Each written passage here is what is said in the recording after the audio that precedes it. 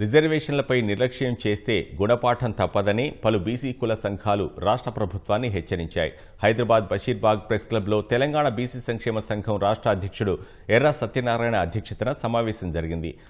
రాష్ట్రంలో స్థానిక సంస్థల ఎన్నికల్లో బీసీలకు 42% రిజర్వేషన్ అమలు చేయాలని ఆయన డిమాండ్ చేశారు. దీనిపై రాజకీయ పార్టీలకు ఒత్తిడి పెంచేందుకు ఈ నెల 18న ధర్నా చౌక్లో మహాదీక్ష చేపడతామని తెలిపారు.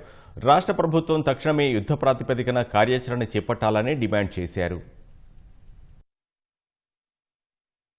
కాంగ్రెస్ పార్టీ ఎన్నికల మేనిఫెస్టోలో ప్రధాన అంశంగా రాబోయే మా ప్రభుత్వంలో కూడా ఖచ్చితంగా బీసీలకు అన్ని రంగాల్లో కూడా 42% రిజర్వేషన్ అమలు చేస్తానని చెప్పేసి హామీ ఇచ్చి పెద్దకెక్కి ఇప్పటికీ 18 నెలలైంది. ఈ రోజు వరకు కూడా కార్యాచరణ అనేటటువంటిది శూన్యము. సాధించేటటువంటి ప్రయత్నాలు చేయడంలో కూడా టోటల్ గా విఫలమైంది. ఈ రాష్ట్ర ప్రభుత్వము తక్షణమే దీని మీద తీవ్ర స్థాయిలో కూడా కృషి చేసిన తర్వాతనే ఎన్నికలకు పోయేటటువంటి ప్రయత్నం చేస్తే నశించే అవకాశం ఉంటుంది. లేకపోతే ఏ ప్రభుత్వాలే గానీ డ్రామాలు చేసుకుంటూ టైం పాస్ చేసేసి బీసీలను నట్టేటా ముంచేటటువంటి ప్రయత్నాలు ఏవైతే చేస్తారో దానికి ఇప్పుడు మాత్రం నూకలు చెల్లిన కాలం ఇది.